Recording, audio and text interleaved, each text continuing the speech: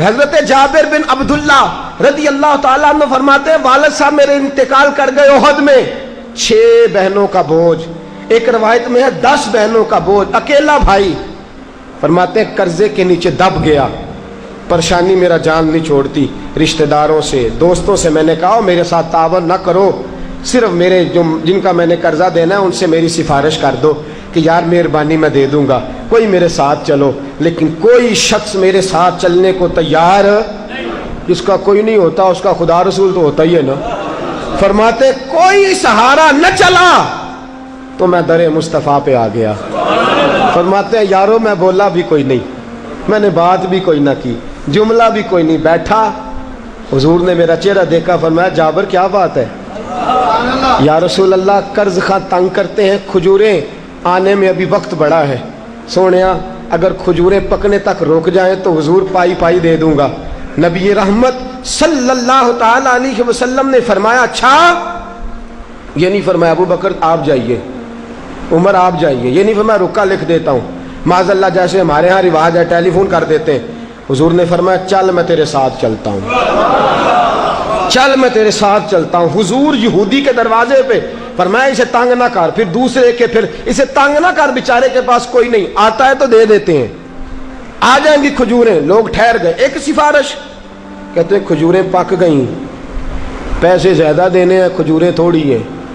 میں پھر در مصطفیٰ پہ، میں نے کہا سونیا پھر ضرورت ہے سفارش کی۔ فرمایا کیا ہوا؟ کہا سونیا فصل ہی کوئی نہیں ہوئی۔ حضور فصل ہی، جب انسان کے دن آتے ہیں نا ذرا خراب تو وہ ہاتھ رکھتا ہے نا جا کے سونے کو تو وہ بھی مٹی ہو جاتی ہے۔ کہا حضور پہلے الجھا ہوا تھا، اب ایک اور مصیبت ہے، فصل ہوئی کوئی نہیں، اور قرض خواہ روز پوچھتے ہیں کب کھجوریں پکیں گی کب۔ حضور اب کیا کروں؟ پر میں کچھ بھی نہیں کرنا، میں تیرے ساتھ چلتا ہوں۔ کتنی بار گئے حضور؟ بولیے 2 بار حضور گئے، اور جا کے آپ نے ان یہودیوں سے کہا بھی ذرا رکو، تمہارے پیسے تمہیں مل جائیں گے، تھوڑے لے لو باقی پھر لے لینا۔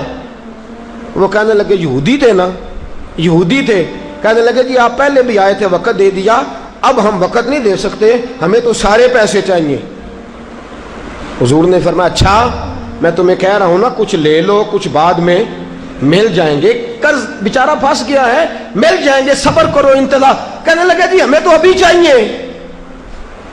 اللہ کے رسول صلی اللہ تعالی علیہ وسلم نظر اٹھائی، چہرے پہ جلال آیا، فرمایا جابر تو کل کھجوریں اتار، اور ان سے کہا بھئی سارے آ جانا انشاءاللہ سب کے پیسے مل جائیں گے، سارے آ جانا سب کے پیسے۔ میں نے ایک بار کہا تھا میری جھولی خالی ہے، اس نے اتنا نوازا کہ پھر مجھ سے سنبھالا نہ گیا۔ کل آ جانا میرے کریم سے گر، قطرہ کسی نے مانگا دریا بہا دیے ہیں، دربے بہا دیے ہیں، کہا کل آ جانا اور سارے لے جانا۔ حضرت جابر کہتے ہیں میں نے کھجوریں اتار کے رکھ دیں، اتنی ساری کھجوریں، پیسے بے شمار۔ فرماتے ہیں حضور آئے، دور سے خوشبو بتانے لگی کہ تیرے محبوب آ رہے ہیں۔ عرصہ ہوا طیبہ کی گلیوں سے وہ گزرے تھے، اب تک ان گلیوں میں خوشبو ہے پسینے کی۔ فرمایا دور سے خوشبو آ کے حضور آ رہے ہیں۔ حضرت جابر بن عبداللہ فرماتے ہیں مصطفیٰ آئے، قربان جاؤں سونیا تیری ادائے دل بری پہ، تشریف لائے، ایک چکر کھجوروں کا لگایا۔ فرماتے ہیں طامت سمیٹی اور خدا کے رسول کچی زمین پہ میرے کھیت میں ہی بیٹھ گئے۔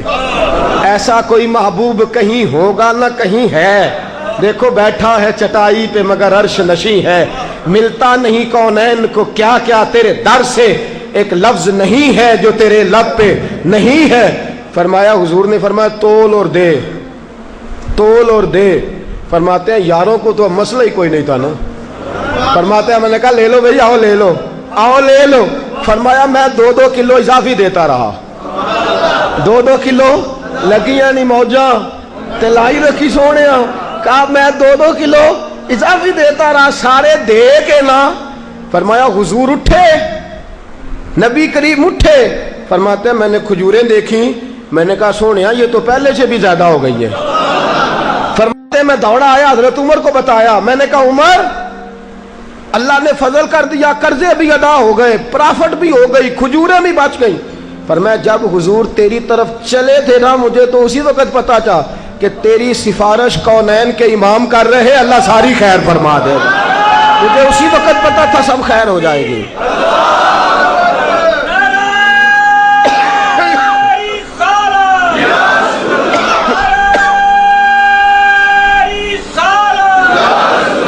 کرنی چاہیے نا سفارش اچھے آدمی کی؟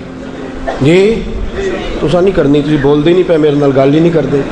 اچھے آدمی کی سفارش کرنی چاہیے، کوئی بیچارہ الجھ جائے تو اس کے کام آنا چاہیے۔ اچھا بندے کو لوڑ نہ پیسے اتنے پہ بندے پوچھ دینے کو لوڑ ہوئی تو دسیا جی جس لیے بیچارے کو نہ ہون تو آخے بھی اتنے نے یار تم 8 دن پہلے دسنا سی، یاد کام آج پڑا ہے 8 دن پہلے کیسے بتا دیتا؟ جب کوئی نہیں، جب ہیں پیسے تو سارے بھئی کوئی حکم ہو تو بھئی اب تو میں تیرے لیے پھانسی کا ہی حکم کر سکتا ہوں، کام تو میرے پاس بڑا ہے۔ بھئی اس وقت عجیب معاملہ ہے ہمارا، سرمایہ دار آدمی کے پیچھے پیچھے جائیں گے، پتہ ہے یہ مالدار ہے، اللہ کا شکر ہے، پیچھے پیچھے بیٹی کی شادی، حضرت صاحب کوئی حکم، سیٹھ صاحب کوئی حکم، چودھری صاحب کوئی حکم، بھئی اس کو کیا ضرورت ہے حکم کی؟ کسی غریب کو پوچھ۔ ایک شخص عمرے پہ جا رہے تھے، میرے پاس آ گئے، کہنے لگے معافی مانگنے آیا ہوں۔ میں نے کس بات کی؟ کہا جی میں آپ کے پاس جمعہ پڑھنے آتا ہوں نا۔ میں نے کہا رشتہ داروں سے معافی مانگ، جن کے ساتھ تیرے تعلقات ہیں ان سے معافی مانگ، جمعہ پڑھتا ہے ادب سے ملتا ہے چلا جاتا ہے، اسے رسم نہ بنا، جو اصل کام ہے وہ کر۔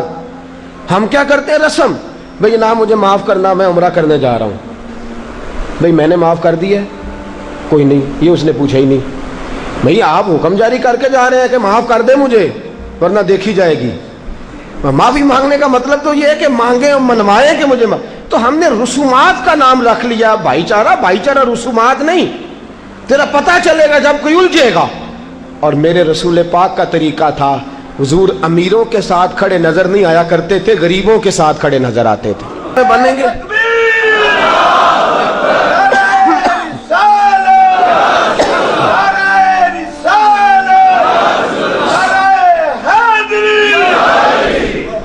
فرمایا سفارش کرو، تم بھی کرو اور میں تمہاری سفارش کروں گا بھی۔ تو سفارش اچھی کرنا، اچھے آدمی کی سفارش کرنا، اس کے سفارشی بننا، اس کے ساتھ چلنا۔ آپ نے ایک اچھے آدمی کے ساتھ اگر تعاون کیا، میرے رسول پاک کے لفظ کیا ہیں؟ فرمایا تو میرے کسی امتی کی ایک مشکل آسان کر دے، اللہ قیامت میں تیری 70 مشکلات کو آسان فرما دے گا۔ وہ دائمی ہوتی ہے، وہ مستقل ہوتی ہے۔ تو سفارش کریں۔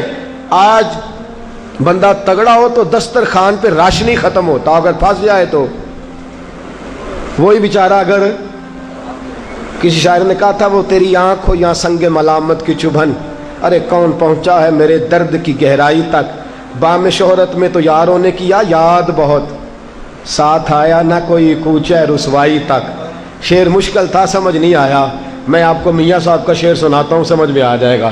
میاں صاحب کہتے ہیں ساری عمر میں آٹا گدا لکھاں کیتے پیڑے، جدوں وقت آیا تے محمد بخشا کوئی نہیں ہوں بیٹھا نیڑے۔ ساری عمر میں آٹا گدا لکھاں کیتے پیڑے، وقت آیا تے محمد بخشا کوئی نہیں ہوں بیٹھا۔ کبھی کوئی مقروض کا بھی سجن ہوا ہے؟ آپ کے رشتہ دار نہیں ہوتے تو سجن کہاں سے لائیں گے؟ رشتہ دار نہیں ہوتے، قریبی نہیں ہوتے، گھر والے ساتھ چھوڑ جاتے ہیں تو